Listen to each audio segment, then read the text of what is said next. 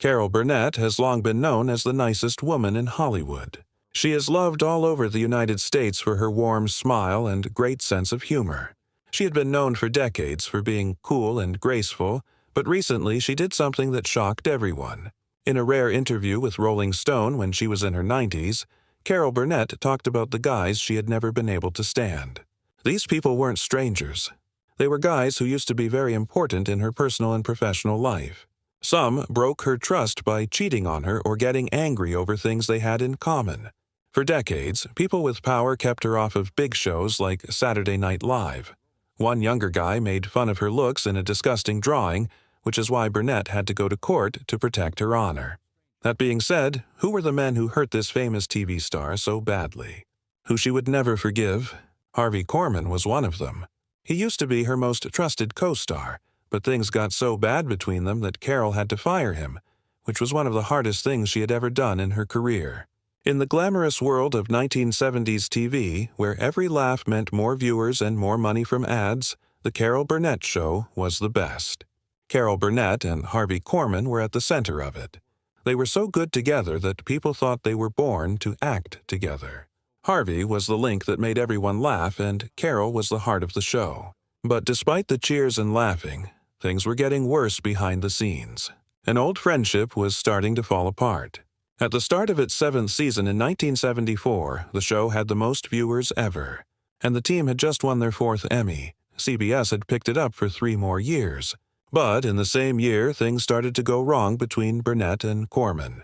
Bob Mackie, the costume designer, later said that Korman had become angry and short-tempered, and he had even stopped talking to Carol behind the scenes. There was a storm going on in the background that would soon change everything.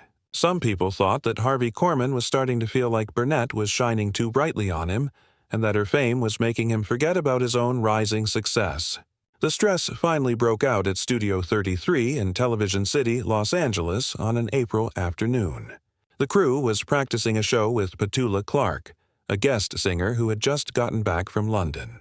Because of a mistake in the lighting, Korman's face was in shade during his scene. After all these years, can't anyone get it right? He yelled as he stopped and threw his script to the floor. Everyone stopped moving. Even though director Dave Powers tried to calm him down, Korman kept moaning that no one else seemed to notice, not even Carol. That line was very sharp. Burnett got up from her place in the audience and walked to the stage. She is known for being kind and calm in charge. She said, "Harvey, I've had enough. If you can't respect everyone here, you don't need to be here." The studio went silent, and Bob Mackie's book, Even More Laughs, says you could hear a microphone drop. Korman looked at her for a moment, then left the set without following anyone. That afternoon, a cameraman remembered Burnett sitting alone. He looked at Korman's empty chair for more than 30 minutes and said quietly, "I didn't want it to end this way." But he went too far. Harvey Korman leaves the Carol Burnett Show during rehearsal, said the Los Angeles Herald-Examiner a few hours later. CBS gave no comment, but rumors spread quickly. Reporters at Variety claimed Burnett had finally lost patience after months of tension. For the next 3 days, Hollywood buzzed nonstop. Burnett's friend Vicki Lawrence tried reaching Korman, but he stayed silent. Burnett kept filming, never mentioning his name again. A crew member later described Carol Burnett as calm but clearly exhausted. Then on Wednesday morning, CBS received a phone call. It was Harvey Korman. He spoke softly to the assistant. "I need to talk to Carol." When Burnett picked up, his voice shook. "I was wrong," he said. "I want to come back." Korman showed up at the team's morning meeting. He apologized to the crew and then turned to the brunette. "I forgot why I started," he said. Carol smiled softly, stepped forward, and hugged him. The studio erupted in applause, but everyone there could tell that something had changed between them for good. Korman stayed on the Carol Burnett Show until 1977, when he quietly left.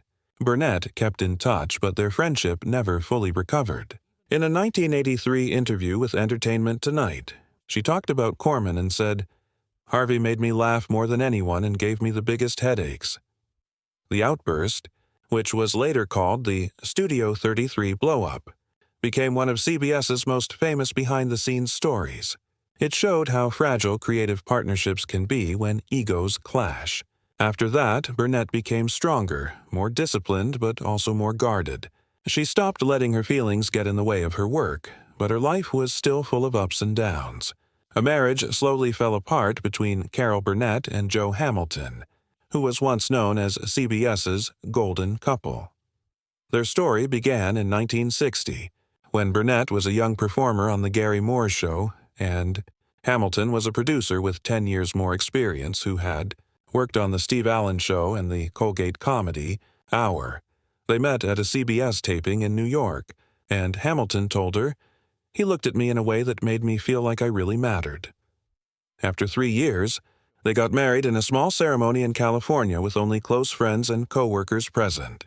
By the time The Carol Burnett Show started airing in 1967, Joe Hamilton had taken over behind the scenes as producer, mentor, and partner. For 4 years, they were the perfect creative team. She brought warmth and he provided structure, but even success can test a strong bond.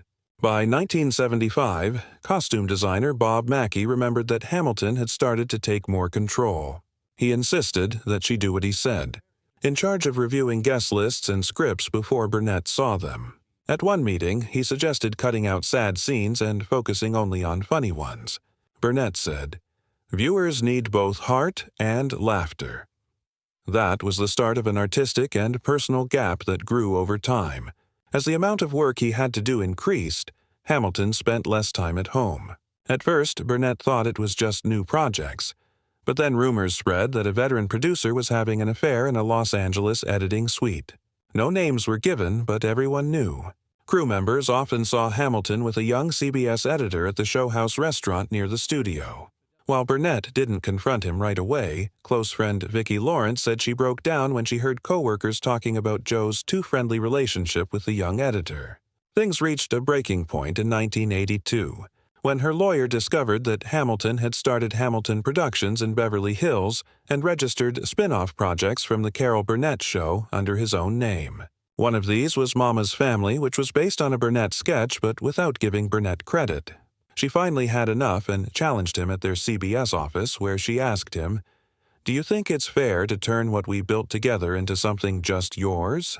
She laughed so hard it hurt. "It's business, Carol, not emotion," Hamilton answered coldly. That was the end of everything.